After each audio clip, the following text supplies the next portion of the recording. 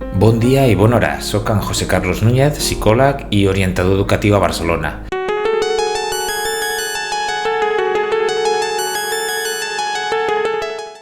Com hem de fer per crear un clima de diàleg amb els nostres fills i filles? Potser no heu prestat atenció que hi ha coses que apropen i hi ha altres coses que allunyen. El cert és que necessitem d'accions específiques per construir aquest clima de confiança. Primera acció específica, emprar paraules de proximitat o de suport, com per exemple, preguntar-li com està, que tu estàs veient que està una miqueta trist. Segona acció específica, mostrar un llenguatge corporal proper, és a dir, col·locar el cos indicant-li que som aquí, disposem del nostre temps per escoltar-li.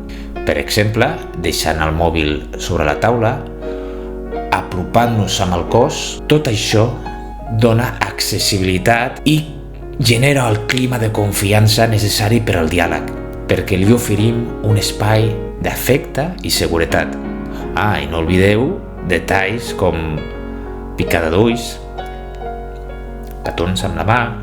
Dit d'una altra manera, crearem un espai per explicitar tots els dubtes, els pensaments, els interessos dels nostres fills o filles, perquè al capdavall nosaltres no tenim la raó absoluta i tothom pot aprendre de tothom. Val la pena recordar que aprendre a escoltar és un dels exercicis més difícils de la comunicació i per això recomano les següents accions. 1.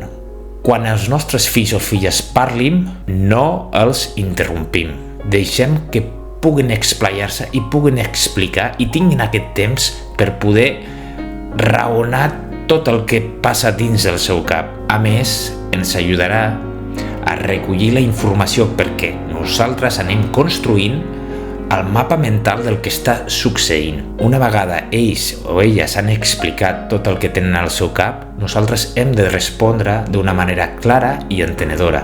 Davant conflictes hem de negociar o hem de donar alternatives i cedir part del control per potenciar la seva autonomia.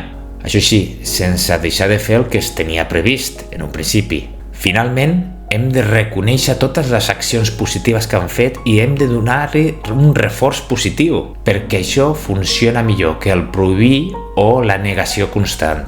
En síntesi, hi ha moltes accions que ens ajuden a crear un clima positiu de confiança amb els nostres fills o filles. Hem d'aplicar-lo al nostre dia a dia com si fos una habilitat, com si fos una manera de relacionar-nos amb els altres. És una manera d'interactuar entre els altres amb afecte i respecte. Cuidem les accions per cuidar les persones. Moltes gràcies per ser aquí. Fins aviat.